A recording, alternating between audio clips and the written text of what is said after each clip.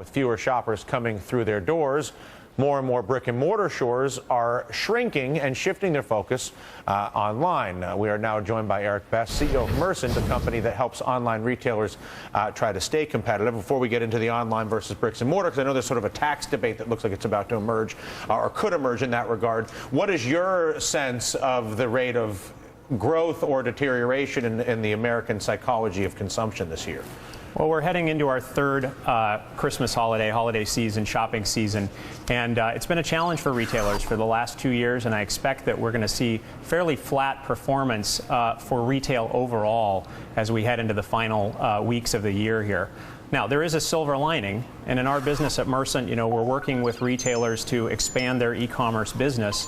When you look at the numbers in e-commerce, the online shopping, numbers are up 16 to 20% over last year. And in particular, when you look at companies like Amazon and Google, they represent the innovators in that space. We're seeing numbers that are posting much higher, 40, 50, 100%. With that said, when you look at the deficit commission and the need for, they're going to be looking for tax revenue.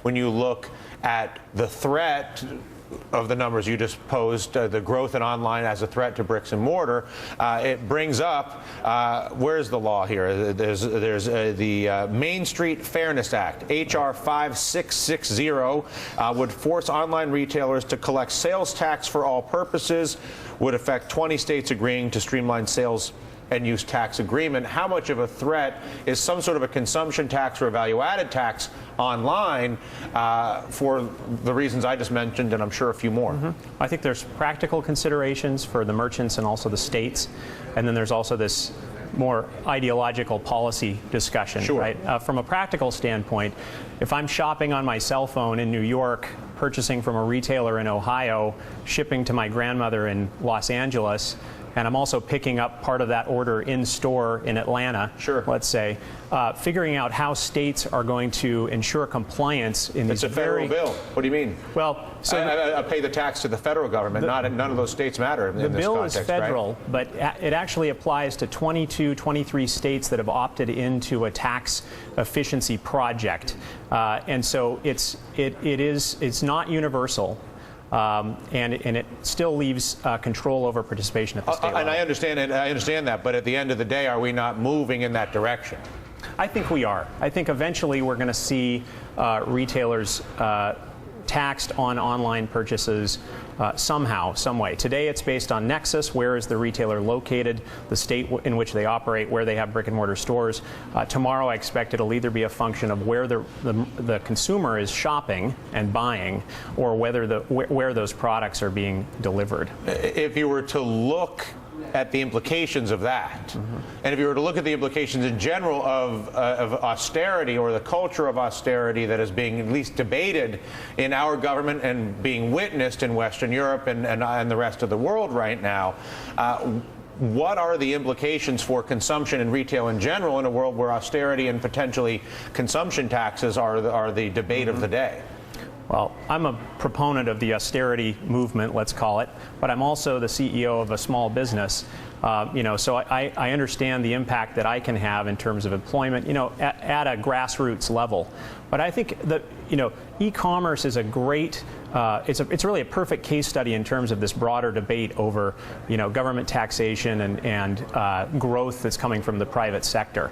When you look at Amazon, their 40% growth, you may have seen the Google announcement today. They announced a $1,000 bonus for every employee plus a 10% salary increase. So it really does come in e-commerce, as with the broader economy, it comes down to this question of whether or not you're going to leave those dollars in the hands of these innovative companies pursuing R&D, mobile shopping, social shopping, more efficient distribution networks, or are they better served, pursuing government services? Regional government services. And then I guess the final layer and all that would be, if we leave the capital in the businesses, which somebody like myself would argue is a better place for it, don't we have to address the incentives as to what you do with that money? Right. Because if the incentive is to take the money out of the country, or the incentive is to take the money to New York for a hedge fund to use it in credit gambling, right, well, then you're not going to solve too many problems. Right. And I feel like we get into a situation where there's the Bush tax cuts, this value-added tax that we're discussing now, that are basically about creating money. Here's how we create money. We're going to tax this. We're going to print some money at the Fed. We're going to whatever it is. But we never talk about how misaligned all the incentives are for somebody like yourself or me or anybody else who has the responsibility or the custody of capital, a little or a lot. And if the best way to make money with it is to take it out of the country and hire in China or India, or like I said, to take it to gamble in New York, it's tough to back up the innovation argument we get from our politicians, is it not? I think it's an accountability question on both sides, right? How are the dollars going to be spent if they go to our state or federal government? On the other hand, where are the controls that are in place? I think a lot of the problems, it's important for me to differentiate between the startups, the innovative new companies that are seeking venture capital, and our business squarely falls into that category, versus some of these very large organizations in very high scrutiny categories like real estate and high finance. And there's a major distinction there. Do you feel like the political, and I agree with that, obviously the jobs in this country, the solutions in this country come from new business. They don't come from other places. They come from that moment of newness, that moment of solution seeking. Do you feel that the government differentiates between institutional legacy business interests that are threatened by new business and new businesses that are looking to solve problems regardless of whether they're a threat to an old business? Do you think that line exists? We've seen some evidence of that over the last few years.